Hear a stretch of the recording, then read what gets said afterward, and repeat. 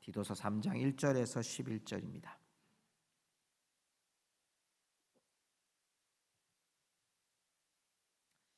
디도서 3장 1절을 제가 먼저 읽겠습니다. 너는 그들로 하여금 통치자들과 권세 잡은 자들에게 복종하며 순종하며 모든 선한 일 행하기를 준비하게 하며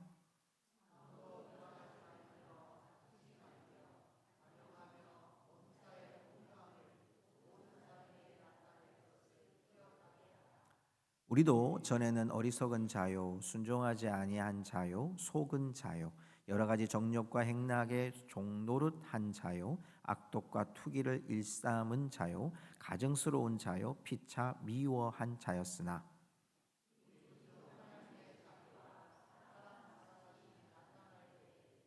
우리를 구원하시되 우리가 행한 바 의로운 행위로 말미암지 아니하고 오직 그의 긍휼하심을 따라 중생의 씻음과 성령의 새롭게 하심으로 하셨나니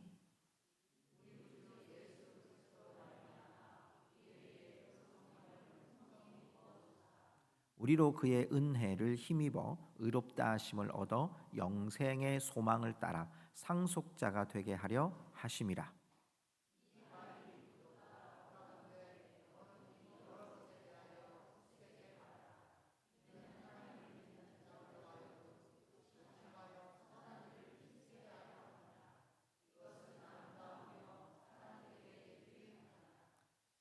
그러나 어리석은 변론과 족보 이야기와 분쟁과 율법에 대한 다툼은 피하라. 이것은 무익한 것이요 헛된 것이니라.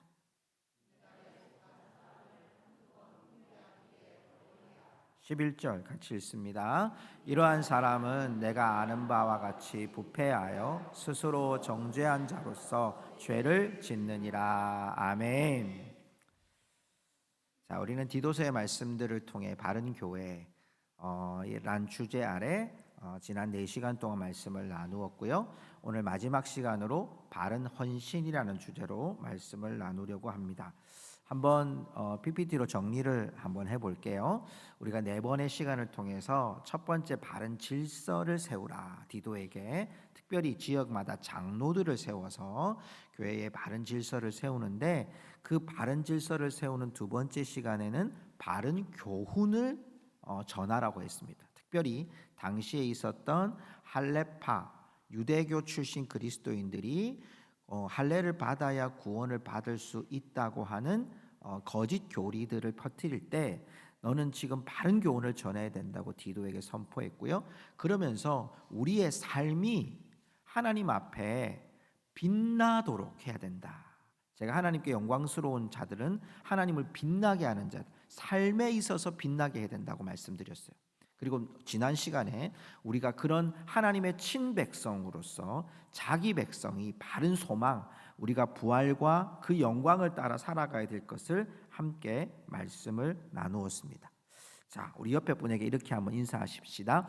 바른 교회로 세우는 성도가 됩시다. 바른 교회로 세우는 성도가 됩시다. 아멘. 여러분, 이 바른 헌신이란 주제로 말씀을 나누게 되는데요. 제가 말씀을 읽다 보니까 이 바울이 디도에게 이 디도서에서 5번이나 이 구절을 강조하는 걸 보게 됐어요. 그게 뭐냐면 선한 일이라는 겁니다. 자, 다음 페이지 한번 넘겨보시면 자, 선한 일이 5번이나 나와요. 1장 16절에 모든 선한 일을 버리는 자들, 2장 7절에는 범사에 내 자신이 선한 일에 본을 보이며 디도한테 본을 보이라고 얘기해요. 14절에는 선한 일을 열심히 하는 자기 백성, 하나님의 목적이라고 얘기해요. 3장 1절에는 모든 선한 일을 행하기를 준비하게, 오늘 나오는 구절이고요. 8절에도 선한 일을 힘쓰게 하려 함이라. 그러니까 지금 바울은요, 디도를 통해서 목회 서신을 전하면서 하나의 목적이 있는 거예요. 선한 일에 힘쓰게 하기 위해 디도를 파송했고, 디도를 통해 교회를 세운 일도 바로 선한 일을 감당하기 위해서. 그 말은 다른 말로 얘기하면 바로 우리가 바른 헌신이 뭔가, 선한 일이 우리의 헌신이라는 단어 속에 선한 일을 어떻게 해야 선한 일, 참된 헌신, 바른 헌신이 될 수 있을까라는 것을 강조하는 거죠. 우리는 헌신이라는 말을 하면 헌신, 예배 이걸 제일 많이 기억하게 돼요. 그리고 연말이 되면 이제 사역을 할 때 헌신해야 된다 이런 단어들을 우리가 많이 쓰게 돼요. 그러니까 여러분 헌금도요 헌신이라는 말이 포함되어 있는 거거든요. 그러니까 하나님 앞에 드린다 이렇게 되어 있는 건데 바울이 오늘 디도에게 말하는 그 선한 일의 중심이 뭔가예요. 우리는 오늘 이 말씀을 보면서 우리가 교회 안에서 또 하나님이 우리를 부르신 은사와 또 은총 가운데서 어떻게 사역을 하는 것이 선한 일이고 하나님의 바른 헌신 가운데 갈 수 있느냐 이걸 우리에게 말씀하고 있죠. 자, 오늘 본문으로 돌아가서요. 오늘 이 선한 일을 행할 때 제일 첫 번째 대상이 나와요. 자, 오늘 본문의 말씀 1절을 한번 볼까요? 1절에 보니까 자, 너는 그들로 하여금 누구와 통치자들과 또 누구예요? 권세 잡은 자들에게 어떻게 복종하며 순종하며. 자, 이 구절을 잘 보면 지금 헌신을 해야 되는데 누구한테 이렇게 헌신을 하라고 말을 하냐면 통치자들과 권세 잡은 자들에게. 왜 지금 바울이 이 말을 하냐면 이 디도가 있는 섬이 그레데 섬이라고 그랬어요. 제가 제주도에 한 5배 된다 그랬잖아요. 이 그레데 섬에 디도를 보낸 이유가 장로를 세우고 바른 교훈을 세우고 또 예수 그리스도의 이름을 빛나게 하고 자기 백성으로서 살아가야 되는데 너희들은 이 그레데 섬에 있을 때 특별히 제일 먼저 복종해야 될 대상이 누구냐? 통치자들과 권세 잡은 자들. 그레데가 섬이거든요. 그러다 보니까 로마라는 나라의 통치권에서 조금 벗어나 있는 거예요.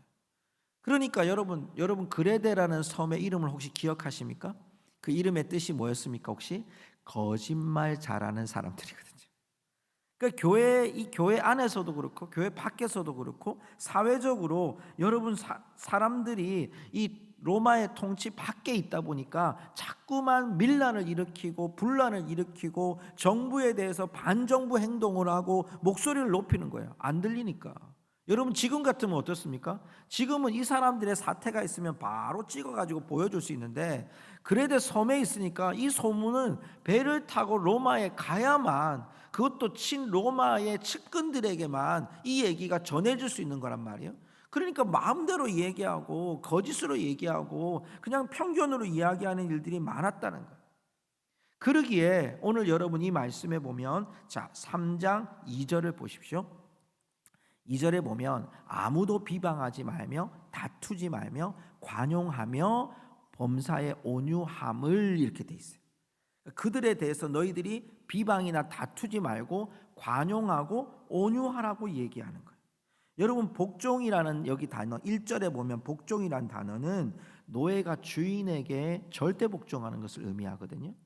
그런데 여기에 순종이라는 말이요. 3장 1절을 한번 다시 돌아가 볼까요? 3장 1절에 보면 그 통치자들에게 순종하며 이 순종이라는 단어가 되게 중요한 단어예요. 왜냐하면 성경에 이 단어와 똑같이 사용됐던 것이요. 사도행전 5장에 보면 베드로와 요한이 공회 앞에 끌려갔어요.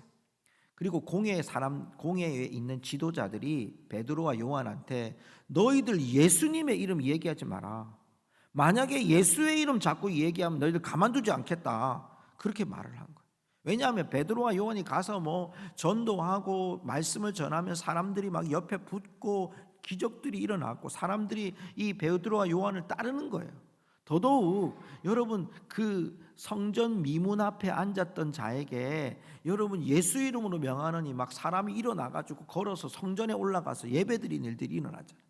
그러니까 이 소요 일으키는 걸 정치인들이 보니까 안 되겠다는 거예요. 너 조용히 해. 예수 이름 말하지 마. 그럴 때 베드로와 요한이 한 말이 뭐냐면 우리가 너희들의 말을 듣는 것이 가하냐. 우리는 예수 그리스도의 이름에 순종하는 사람들이다 라고 할 때 나오는 순종이 이 단어와 똑같은 거예요. 그럼 우리가 권력자나 통치자들에게 어떻게 해야 된다는 거예요? 복종하고 순복해야 된다고 얘기하는 거예요. 중요한 건 그 순복하는 의미가 1절에는요 이렇게 나와요. 모든 선한 일을 행하기를 준비하게 하며. 선한 일 행하기를 준비하게. 2절 볼까요? 2절 같이 한번 읽어보겠습니다. 아무도 비방하지 말며 다투지 말며 관용하며 범사의 온유함을 모든 사람에게 나타낼 것을 기억하게 하라. 비방이나 다툼은 여러분 잘 아시죠? 싸움이 나는 거예요. 또 사람들에게 여러분 모욕적인 언사를 하는 거예요. 헐뜯는 거예요. 그런 거 하지 말라는 거예요. 그리스도인들은 어떻게 해야 되느냐? 관용하며. 여러분, 관용이라는 원래 원어의 뜻은요, 자기의 자리를 내어준다는 의미가 있어요. 그럼 내가 화를 낼 자리에도 화를 내지 않고 뒷걸음질 쳐주는 거예요. 그 사람이 세워질 수 있도록. 이게 관용이에요, 원래 의미는. 그런데 저기에 되게 중요한 구절이 이거예요. 범사의 온유함을 모든 사람에게 나타낼 것을. 여기 밑줄 쫙. 나타낼 것을. 밑줄 쫙. 이게 중요합니다. 왜 그럴까요? 자, 이 구절을요, 제가 메시지 성경으로 읽어 드릴게요. 이 구절은 이렇게 번역되어 있어요. 하나님의 백성은 마음이 넓고 품위가 있어야 합니다. 뭐가 있어야 된다고요? 품위가. 크게 뭐가 있어야 된다고요? 품위가 있어야 된다. 우리가 통치자들과 권력이 있는 자들에게 왜 잘 순복하고 왜 잘 복종해야 되느냐? 그 사람이 나하고 정치적인 성향이 맞아서가 아니라는 거예요. 그 사람이 하는 일이 잘해서가 아니라는 거예요. 그 권력자들과 그 정치인들과 그 고위자들이, 높은 자리에 올라온 권세가 잡은 자들이, 여러분 디모데전서에 보면 여러분 임금들까지라고 표현되어 있거든요. 그런 자들에 대해서 너희들이 나타낼 것, 오늘 여러분 3장 2절에 나타나잖아요. 모든 사람에게 나타낼 것을 기억하라. 온유함을 어떻게? 마음이 넓다는 것을 너희들이 품위로 드러내라는 거예요. 우리의 품위가 어디에서 나타나느냐?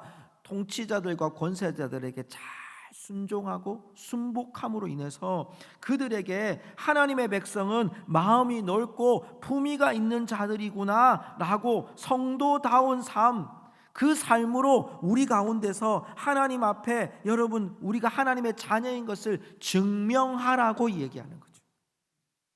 사랑하는 성도 여러분, 저항하는 태도가 아니라 순복하는, 한번 따라합시다. 참된 헌신은 품위 있는 행동에서 좌우된다. 누가 말했을까요? 제가 말했어요. 말씀을 적으면서 그 생각이 들었어요. 우리가 참된 헌신, 일 잘하는 거, 우리는 헌신이라는 말만 나오면 일, 직분, 여러분 여기에 우리가 머릿속에 딱 꽂혀져 버려요. 근데 참된 헌신의 시작은 어디에 있냐면 내가 그리스도인으로서 품위가 있는지가 중요하다. 내 행동에서 하나님의 백성으로서 여러분 가장 높은 권력자와 어떻게 보면 권세를 잡은 자들에게 하는 품위가 바로 우리의 삶의 모든 면에서 그리스도인들이 가져야 될 우리의 품위고, 행동이 우리가 정말 그리스도인다운 삶인가를 우리에게 보여주는 거죠. 여러분, 우리가 이 시대를 살아가다 보니까요, 언론 매체라든지 이런 것들이 많이 성행하고 있어요. 그러니까 누구나, 저희 교회도 그렇습니다. 유튜브에 가입만 하면 우리 교회에 여러분 영상을 올릴 수 있어요. 우리 교회 설교, 요즘 여러분 그 코로나 지나고 교회 설교 사이트가 엄청 많아졌잖아요. 여러분 그런 일들이 누구나 할 수 있도록 만들어놨어요. 그러니까 자기의 정치적인 성향, 신앙적인 이야기, 어떤 사람은 노래를 부르고 어떤 사람은 뭐 법률가, 자기가 하고 싶은 얘기를 다 여러분 유튜브 TV를 다 만들어 가지고 다 올리거든요. 여러분 그렇다면 그런 사람들의 이야기들을 보면 여러분 다 어떻게 보면 자기가 가지고 있는 정치적인 성향, 신앙적인 성향, 가지고 있는 성향 따라서 다 올리는 거예요. 그게 다 옳은 것도 아니고 다 그런 것도 아니에요. 그냥 자기 성향을 이야기한 것뿐이에요. 그런데 그것들이 여러분 우리 안에서 너무 격하게, 악하게, 또 사람들 상대적으로 여러분 나하고 맞지 않은 사람들에 대해서 엄청나게 비판적인 판단들이 해가면서 여러분 헐뜯고 정말 품위 없는 행동들을 하고 있는 우리의 모습들이 보여지는 거죠. 하나님의 자녀들은요, 참된 헌신의 시작은 어디서부터 나타나느냐? 우리가 지난 3번째 시간에 얘기한 것처럼 우리가 하나님의 일을 할 때 하나님의 얼굴을 빛나게 하기 위해서 살아가는 자들. 그럼 우리가 여러분 정말 옷에 그 격식에 맞춰서 옷을 입듯 우리 그리스도인들은 이 땅에 살아가는 동안 하나님의 품위를 가진 자녀로 살아가야 한다고 말씀하고 있는 거예요. 바울이 디도에게 그걸 지금 선포하는 거예요. 하나님의 자녀들은 하나님의 품위 있게 행동해라. 자꾸 국가에 대해서 거짓말하고 또 막 이렇게 불만을 토로하고 또 헐뜯고 싸우고 그렇지 않은 사람들과 막 경쟁을 하고 싸움을 붙이고 이런 일들은 옳지 않다고 얘기하는 거예요. 자, 그러면서요, 바울이 3절 이하에서 이렇게 우리가 순복해야 될 이유를 밝혀요. 여기서 3장 3절의 중요한 구절은 이거예요. 우리도 전에는, 우리도 전에는, 이게 3장 3절부터 이게 3장 3절 이 전체가 이런데요, 4절부터 이제 7절까지 말씀에 보면 왜 우리도 전에는 이 구절이 나오는지를 알게 돼요. 자, 우리가 전에 어떻게 했다는 겁니까? 자, 여기 보십시오. 어리석다, 순종하지 아니했다, 속은 자요, 이렇게 돼 있어요. 이 세 가지를 어떻게 묶을 수 있냐면 진리를 잘 분별하지 못한 자였다는 거예요. 우리도 예전에는 진리를 잘 분별하지 못했던 우리였다는 거예요. 그러니까 바른 헌신은 어디에 초점이 있냐면 진리가 있느냐가 중요한 거예요. 자, 그 다음 보십시오. 정욕, 행락의 종로로 타는 자, 악독과 투기를 일삼는 자요, 가증스러운 자요. 이건 여러분 우리의 삶에서 나타나거든요. 진리가 없으니까 우리 안에 정욕, 욕심이 일어나요. 행락의 종로로 탄다. 이게 무슨 뜻이냐니까 제가 읽다가 막 웃었어요. 이게 달콤한 유혹이란 뜻이에요. 원래 의미가. 그러니까 행락의 종로로 탄다니까 너무너무 달콤하니까 계속. 아이들이요, 이게 요즘에 희한한 게 있더라고요. 반지처럼 생겼는데 요 안에 사탕이 있어요. 그러니까 이렇게 끼고 있으면 안에 달콤한 사탕이 있는 거예요. 그 밖에는 막 이제 요즘에는요, 이빨을 막 만들어 놓은 것도 있고 막 여러 가지던데 그 달콤함은 뺄 수가 없는 거죠. 여러분, 이게 종로로 타고 있다는 거예요. 악독, 투기, 뭡니까? 시기심이잖아요. 악의의 마음을 갖고 시기심을 갖는 거예요. 가증스러움, 혐오감을 주는 거죠. 제가 이 말씀을 이렇게 묵상하다가 하나님, 이 3절 9절을 좀 한 단어로 정확하게 성도들한테 이야기할 수 있는 단어가 없을까요? 생각을 했어요. 근데 하나님 딱 떠오르게 했어요. 어리석고 순종하지 않고 속고 여러 가지 정욕, 행락의 종로로 타는 자, 악독과 투기를 일삼는 자, 가증스러운 자를 딱 통틀어서 하나로 여러분 정하면 무슨 단어가 나온지 아세요? 적어놓으세요. 진상. 머릿속에 딱 떠오르더라고요. 진상. 우리가 전에는 어땠다는 거예요? 예수 믿지 않고 진리가 없는 자들은 어떤 자였어요? 진상이었어요. 왜? 여러분, 하나님 앞에서 혐오스러운 모습, 행락에 정욕에 빠진 모습, 거짓 사상에 유혹에 빠진 모습, 순종하지 않은 모습, 불순종하는 모습, 진리가 없었던 자들이었다는 거예요. 자, 그런데 4절을 볼까요? 4절 보십시오. 우리 한번 읽어볼까요? 시작. 우리 구주 하나님의 자비와 사람 사랑하심이 나타날 때. 여기 또 밑줄 쫙 끄셔야 돼요. 나타날 때. 여러분, 앞에 나왔던 나타낼 것을 기억하게 나왔을 때는 여기는 품이라고 말씀드렸어요. 그리스도인들이 가져야 될 품위를 나타내라, 흔적을 나타내라, 증거를 나타내라, 이겁니다. 그런데 여러분 3장 4절에 나오는 구주 하나님의 자비와 사람 사랑하심이 나타날 때에 누가 나타나요? 하나님의 자비와 사람 사랑하심이 나타나요. 이건 하나님의 임재라는 거예요. 하나님이 우리에게 개입하신다는 거예요. 뭘로 개입하세요? 우리가 전에는 진상이었는데 하나님이 우리를 하나님의 자비하심과 하나님이 우리를 사람 사랑하심으로 우리의 인생에 개입하셨어요. 5절 보세요. 개입하셔서 나타나신 모습이 뭡니까? 우리 5절 같이 읽습니다. 시작. 우리를 구원하시되 우리가 행한 바 의로운 행위로 말미암지 아니하고 오직 그의 긍휼하심을 따라 중생의 씻음과 성령의 새롭게 하심으로 하셨나니. 우리를 구원하셨다는 거예요. 진상인 우리들을 구주 하나님의 그 사랑하심과 긍휼하심으로 우리를 중생의 씻음과 성령의 새롭게 하심으로 우리를 깨끗게 하셨다고 말씀하고 있어요. 자, 이 말씀을요, 쉬운 성경으로 한번 읽어 드릴게요. 자, 우리는 우리의 올바른 행동으로 통해서가 아니라 누구의 은혜로? 더 크게, 누구의 은혜로?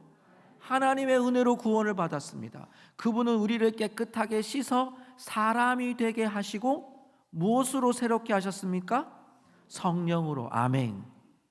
하나님이 우리들을, 여러분, 진상인 우리들이 우리의 행동으로는 도저히 구원받을 수 없는 자임을 아시고 우리를 하나님의 은혜로 구원받게 하셨는데, 그것을 구원받게 하기 위해서 우리에게 오늘 말씀해 보니까 중생의 씻음과 이렇게 나와 있어요. 성령의 새롭게 하심, 우리를 깨끗게 하셨어요. 성령으로 우리를 사람 되게 하셨어요. 우리를 너무너무 사랑하신 하나님이 우리를 성령으로 새롭게 하셨다고 얘기합니다. 자, 6절 보십시오. 오늘 본문 말씀 6절에 보니까 그 예수 그리스도가요, 우리 구주 예수 그리스도로 말미암아 우리에게 뭘 부어주셨어요? 성령을 풍성히 부어주셨어요. 우리를 깨끗게 하시기 위해 예수 그리스도, 자기의 하나밖에 없는 아들을 우리에게 희생의 제물로 주실 뿐만 아니라 성령을 그 안에 풍성하게 부으셔서 우리를 하나님의 자녀로 삼아 주신 줄 믿습니다. 중요한 건 7절이에요. 그렇게 부어주신 하나님의 의도예요.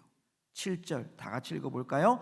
우리로 그의 은혜를 힘입어 의롭다 하심을 얻어 영생의 소망을 따라 상속자가 되게 하려 하심이라. 아멘. 뭐가 되게 하셨어요?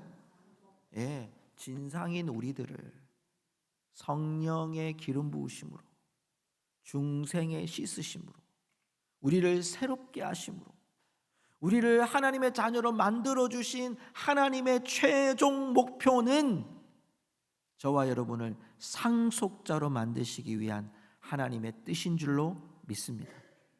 우리 옆에 분에게 이렇게 고백합시다. 당신은 상속자이십니다. 시작. 당신은 상속자이십니다. 아멘. 굉장히 여러분 옆에 분들을 귀하게 보셔야 돼요. 하늘나라의 상속자예요. 워낙 여러분 큰 상속자이기 때문에, 여러분, 그래서 우리가 하나님 아버지 앞에 진상인 우리가 새롭게 하심을 입은 자들, 우리가 왜 하나님 아버지 앞에서 헌신된 그리스도인, 바른 헌신을 하면서 이 땅에 온유함을 나타내고 품위를 가지고 그리스도의 이름을 빛나게 하는 자들로 이 세상에 살아가야 하느냐? 우리는 이 땅에 살아가지만 상속자이기 때문에. 목사님, 우리 집 형편을 보니까 상속자하고는 좀 거리가 먼데요. 이렇게 그럴 수 있죠.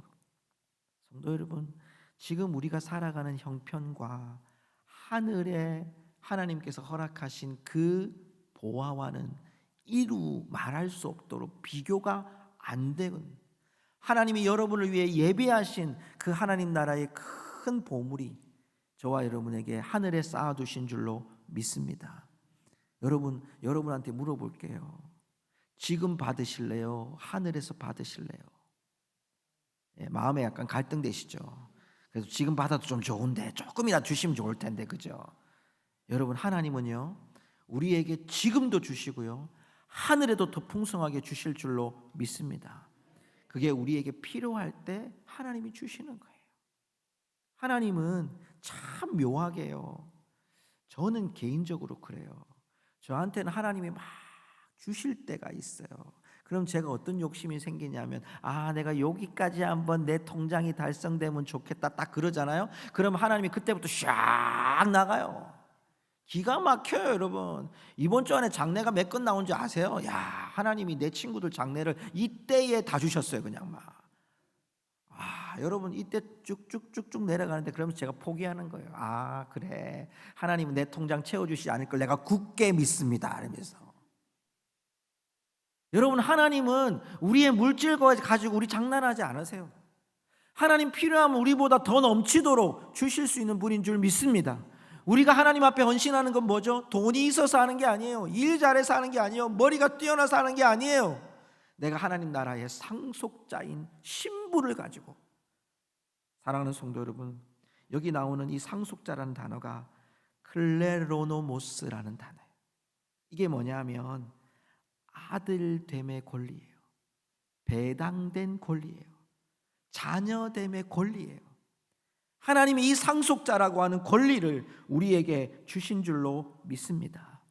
그러기에 여러분, 우리의 현실은요, 출중한 일을 잘하거나 지식이 뛰어나거나 일을 잘하는 따위나 아니면 교회 멤버십을 위해서 여러분 있는 것이 아니라 하나님 나라의 상속자로 하나님의 일에 참여한 자고 그 영광을 누리는 자인 줄로 믿습니다.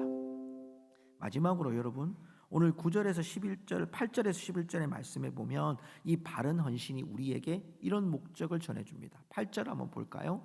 8절의 말씀에 보면 이 말이 미쁘도다 원하건대 너는 이 여러 것에 대하여 굳세게 말하라. 디도한테 얘기하는 거예요. 굳세게 말해라. 왜냐하면 이는, 자 여기서부터 같이 읽어볼까요? 이는, 시작, 이는 하나님을 믿는 자들로 하여금 조심하여 선한 일을 힘쓰게 하려 함이라. 목적인 거죠. 왜 하나님이 상속자라고 하는 옷을 입혀줬냐? 이 땅에서 선한 일을 힘쓰게 하게 하기 위해서. 제가 이걸 메시지 성경으로 보니까요, 이렇게 나와 있어요. 메시지 성경에 보면 나는 그대가 단호하게 행동하기를 바랍니다. 잘 선포하라는 거예요. 이런 문제들을 분명하게 처리하여, 자 그 다음 초록색 되는 부분 같이 읽어볼까요? 하나님을 믿는 사람들이 누구에게나 유익한 본질적인 일에 전념하게 하십시오. 자 여러분, 여기에 참 중요한 구절은 본질적인 일에, 헌신이라는 단어의 목적은 뭐냐면 본질적인 일에 전념하는 거예요. 여러분, 우리가 주의 일을, 여러분 여러 사역이 있잖아요.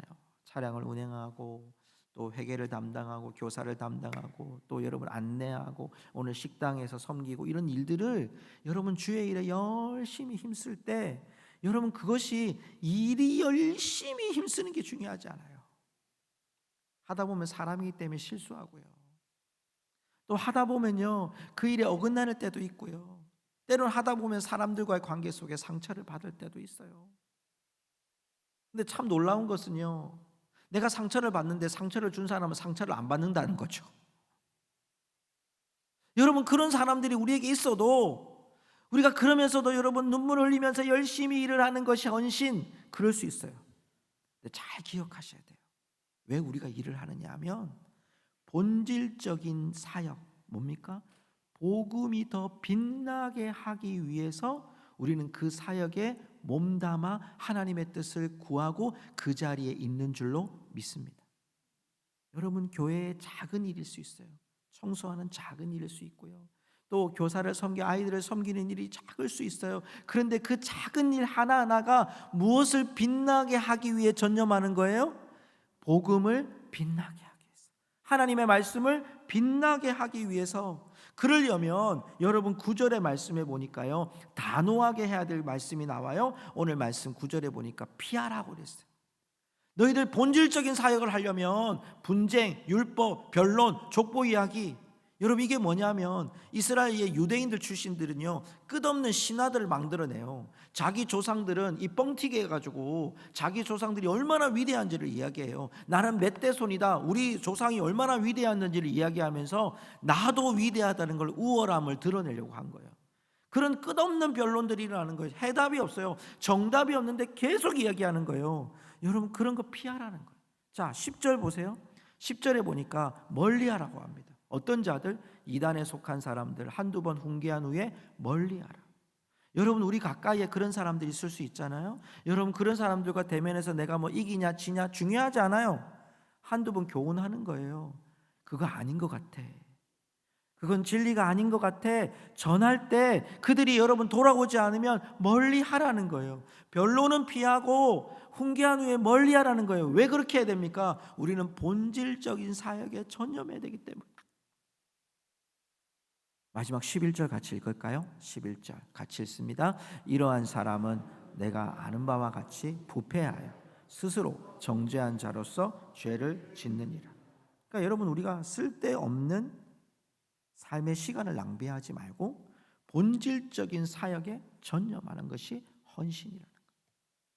우리가 왜 이 땅에 품위 있게 행동해야 됩니까? 그들로서 하나님의 말씀이 정말 진리임을 빛나게 하기 위해서 그래요. 우리를 하나님의 자녀로 상속자로 삼으신 그 하나님의 뜻을 기억하면서 이제 우리가 이 땅 가운데서 이 세상의 악한 것들을 피하고 멀리하고 하나님의 본질적인 사역에 집중하라고 말씀하고 있습니다. 말씀을 맺습니다. 얼마 전 제가 허그 패밀리 세미나라고 하는 세미나를 다녀왔습니다. 온 세대가 함께 하는 복음을 통해서 하나 되고 또 가정을 복음으로 이끄는 그런 세미나, 제가 이제 좀 고민했었던 교회의 방향성들을 좀 보게 하는 세미나였는데요. 그 세미나의 비전 선언문이 이렇게 돼 있어요. 제가 한번 읽어볼게요. 모든 믿음의 가정은 흩어진 자리에서 중요합니다. 거룩하게 구별된 작은 교회로 서야 합니다. 작은 교회로 서야 합니다. 저는 이 구절이, 이 선언문이 참 마음에 와닿았어요. 우리가 교회라고 하는 공동체는 건물이라는 공동체에 여러분이 이제 함께 있는 거예요. 주일마다 예배를 드리잖아요. 또 우리가 정해진 수요 예배, 금요 기도회, 새벽 기도회 예배를 다 드립니다. 그렇죠? 그런 예배를 드리는 자리가 있어요. 근데 하나님이 원하시는 삶이 뭐냐면 이렇게 성전 예쁘게 잘 지어놓고 성전 안에서 예배 잘 드리는 거 하나님 너무 기뻐하세요. 그런데 더 중요한 건 우리의 삶이 성전에 있는 것보다 여러분 삶의 자리에 있는 것이 더 많아요. 흩어진 자리에 있는 곳이 더 많아요. 그 시간이 여러분 많아요. 그곳에서 우리가 어떻게 살아가는 것? 거룩하게 구별된 작은 교회로 서는 것. 저는 제가 하나님께서 우리 고성중앙교회에 맡겨진 시간들을 통해서 제가 이제 이번 주로 7년이 됐거든요. 7년이 된 시간 속에서 계속 고민했던 것이 이거였어요. 우리 성도들이 세상 가운데 작은 교회로 세워갈 수 있는 길이 없을까라는, 우리의 가정이 가정 안에서 예배가 회복되어지고 그 가정 안에서 이 복음이 그들 가운데 심겨질 수 있는 비전이 무엇이었냐? 작은 교회가 되어 가는 것이었습니다. 우리 교회는 그런 작은 교회를 만들기 위해서 우리 모두가 할아버지가 되어주고 할머니가 되어주고 어머니가 되어주고 아빠가 되어주고 이모가 되어주고 삼촌이 되어주는 교회가 되어서 모든 세대가 정말 우리가 이 세상 가운데 작은 교회로 세워지기를 기대하고 소망하는 자들로, 우리가 여러분 주일 예배를 드리고 나면 주일 예배 드린 것으로 끝나는 것이 아니라 세상 속에 여러분이 파송되어지는 거예요. 직장으로 파송되어지는 거예요. 가정으로 파송되어지는 거예요. 이웃으로 파송되어지는 거예요. 그곳에서 여러분이 오늘 말씀대로 우리가 품위를 지키고 우리가 상속자로서의 하나님 아버지 앞에 헌신된 그리스도인이 되고 주님께서 우리에게 정말 선한 일에, 모든 본질적인 복음 일에 집중하도록 살아가는 것, 그것이 오늘 우리를 향한 하나님의 헌신인 거죠. 성도 여러분, 우리 모두가 작은 교회로서의 헌신된 그리스도인이 되시기를 주님의 이름으로 축복합니다. 그것이 오늘 제가 여러분에게 드리는 메시지의 결론입니다. 성도 여러분, 주님을 만난 것 여러분 후회하십니까? 혹시? 주님 만난 것 우리 아무도 후회하지 않습니다.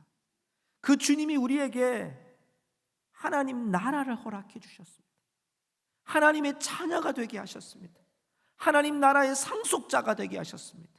그렇다면 이제 이 땅에 우리가 살아가는 동안 하나님의 선한 일에 힘쓰는 작은 교회로 세워지는 우리 모든 성도들 되시기를 주님의 이름으로 축복합니다. 축복합니다.